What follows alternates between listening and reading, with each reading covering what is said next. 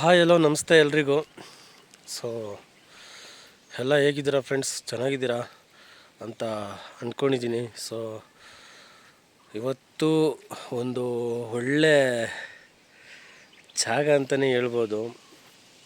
ಒಳ್ಳೆ ಜಾಗ ಅನ್ನೋದಕ್ಕಿಂತ ಒಂದು ಅದ್ಭುತನೇ ಅಂತಲೇ ಹೇಳ್ಬೋದು.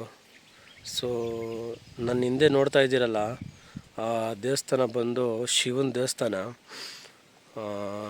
ಇದು ಒಂದು ದೊಡ್ಡಬಳ್ಳಾಪುರದಿಂದ ಹಾಗೆ ಬೆಂಗಳೂರಿಂದ ಸುಮಾರು ಒಂದು 45-50 ಕಿಲೋಮೀಟ್ರು ದೂರ ಇದೆ. ದೊಡ್ಡಬಳ್ಳಾಪುರದಿಂದ ಬಂದು 15 ಕಿಲೋಮೀಟ್ರ್ ಇದೆ, ಬೆಂಗಳೂರಿಂದ ಒಂದು 50 ಕಿಲೋಮೀಟ್ರು ಇದೆ. ಸೊ ಇದು ಉಲುಕುಡಿ ಒಂದು ದಡದಲ್ಲಿರೋಂಥ ಒಂದು ದೇವಸ್ಥಾನ ಇದು. ಸೊ ನೋಡಿ ಯಾವ ಸ್ಥಿತಿಯಲ್ಲಿದೆ ಅಂತ ಈ ಒಂದು ದೇವಸ್ಥಾನ. ಎಲ್ಲ ಉರುಳೋಗಿ ಅಷ್ಟು ಮಾತ್ರ ಉಳಿದಿದೆ ಗರ್ಭಗುಡಿ. ಸೊ ನಿಮಗೊಂದು ಇವಾಗ ಆ ಒಂದು ದೇವ್ರನ್ನ ತೋರಿಸ್ತೀನಿ. ಎಷ್ಟು ಚೆನ್ನಾಗಿದೆ ಅಂದರೆ ನೀವೇ ಒಂದು ಫಸ್ಟ್ ಟೈಮ್ ನೋಡಿದಾಗ ನೀವೇ ಒಂದು ಶಾಕ್ ಆಗ್ತೀರಾ. ಅಂದರೆ ದೇವರು ಇಲ್ಲಿದ್ದಾನೆ, ಶಿವನೇ ಇಲ್ಲಿದ್ದಾನೆ ಅನಿಸುತ್ತೆ, ಆ ಥರ ಒಂದು ಭಾಸ ಆಗುತ್ತೆ.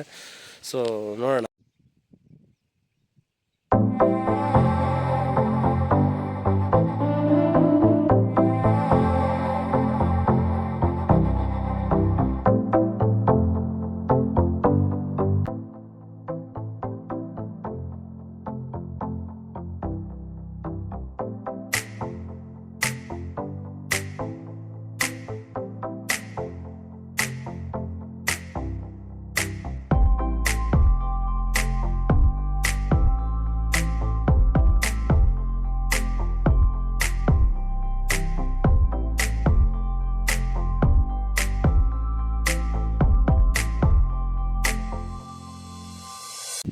ಪುರಾತನ ಕಾಲದಲ್ಲಿ ಇವೆಲ್ಲ ಕೆತ್ತನೆ ಆಗಿರೋಂಥ ಒಂದು ಚಿತ್ರಗಳು. ಸೊ ಇವಾಗ ಒಳಗಡೆ ಡೈರೆಕ್ಟು ದೇವರಿದೆ, ನೋಡೋಣ. ಗರ್ಭಗುಡಿ ಮಾತ್ರ ಉಳಿದಿರೋದಿದು.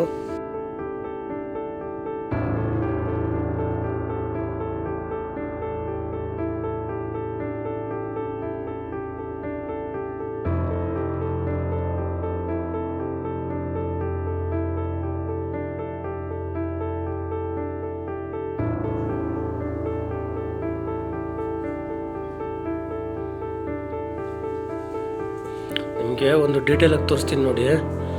ಸೊ ನೀವು ಇಲ್ಲಿ ಅಬ್ಸರ್ವ್ ಮಾಡ್ಬೋದು, ಸ್ವಲ್ಪ ಎಲ್ಲ ಬಣ್ಣ ಹೊಡೆದಿದ್ದಾರೆ.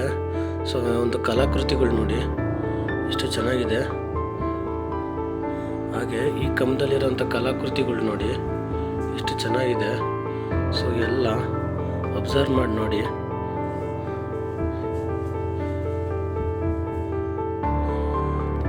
ನೋಡಿ ಎಷ್ಟು ಚೆನ್ನಾಗಿದೆ. ಈ ತರಹ ಮಾಡೋಕ್ಕೆ ಸಾಧ್ಯನೇ ಇಲ್ಲ ಇವಾಗ. ಸೊ ಇವಾಗ ಈ ಕಡೆ ನಂದಿ, ಈ ಕಡೆ ಒಂದು ದೇವರಿದೆ, ಯಾವುದಂತ ಗೊತ್ತಿಲ್ಲ. ಇಲ್ಲಿ ನಾವು ಸ್ಟಾರ್ಟಿಂಗ್ ನೋಡೋದು ಗಜಲಕ್ಷ್ಮಿ ದೇವರು.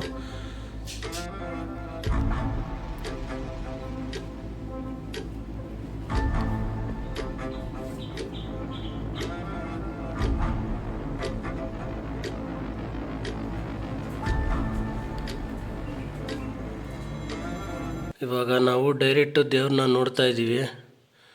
ನೋಡಿ ಎಷ್ಟು ಚೆನ್ನಾಗಿದೆ ಅಂದರೆ ತುಂಬ ಎತ್ತರವಾದ ಒಂದು ಲಿಂಗ ಇದು. ಸುಮಾರು ಒಂದು 5 ಅಡಿ 6 ಅಡಿ ಇದೆ. ಅಂದರೆ ಕೆಳಗಡೆ ಒಂದು ಸ್ವಲ್ಪ ಇದೆ.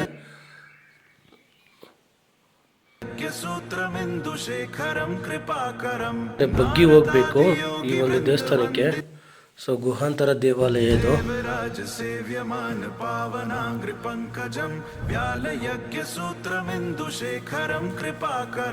ನಾರದಾದಿ ಯೋಗಿ ವೃಂದ ವಂದಿತ.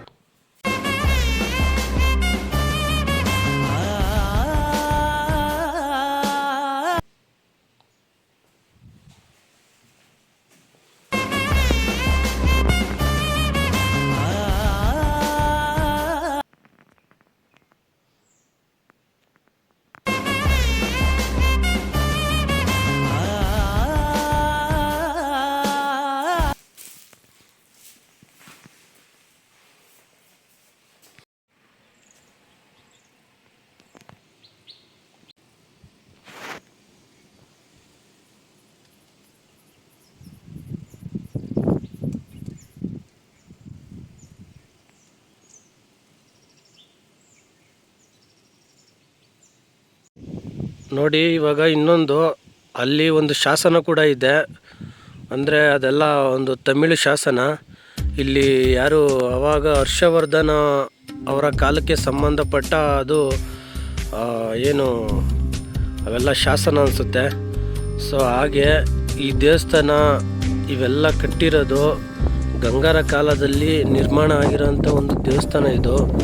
ಸೊ ಅವರೇ ಈ ರೀತಿ ಒಂದು ಕಟ್ಟೋಕ್ಕೆ ಸಾಧ್ಯ.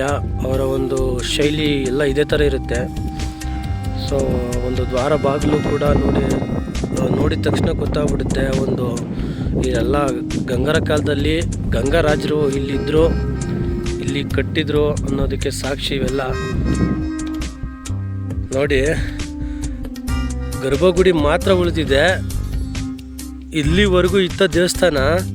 ಸೊ ಇಲ್ಲಿ ನಾನು ತೋರಿಸ್ತಿದ್ದೀನಲ್ಲ, ಇಲ್ಲಿವರೆಗೂ ಇತ್ತು ಒಂದು ದೇವಸ್ಥಾನ. ಎಲ್ಲ ಅಂದರೆ ಕಾಲಕ್ಕೆ ಎಲ್ಲ ಉಲ್ಟೋಗಿ ಸೊ ಇಷ್ಟು ಮಾತ್ರ ಉಳಿದಿದೆ. ಸೊ ಇಷ್ಟು ಉಳಿದಿರೋದನ್ನ ನಮ್ಮ ಜನ ನೋಡಿ ಈ ಒಂದು ದೇವಸ್ಥಾನನ ಪುನರ್ಸ್ಥಾಪನೆ ಮಾಡ್ತಾಯಿಲ್ಲ. ಎಷ್ಟು ನಮ್ಮ ಒಂದು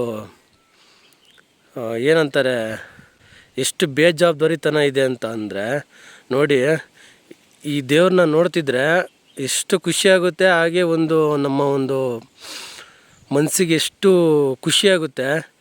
ಆದರೆ ಇಂಥ ದೇವಸ್ಥಾನಗಳ್ನ ನಿರ್ಮಾಣ ಮಾಡಲ್ಲ. ಸೊ ಇದೆಲ್ಲ ಹಿಂದೂ ಧಾರ್ಮಿಕ ದತ್ತಿ ಇಲಾಖೆಗೆ ಸೇರಬೇಕಾಗಿರೋ ಜಾಗ ಇದು. ಅಲ್ಲಿಂದ ಇಲ್ಲಿವರೆಗೂ ತುಂಬ ದೊಡ್ಡ ದೇವಸ್ಥಾನ ಇದು.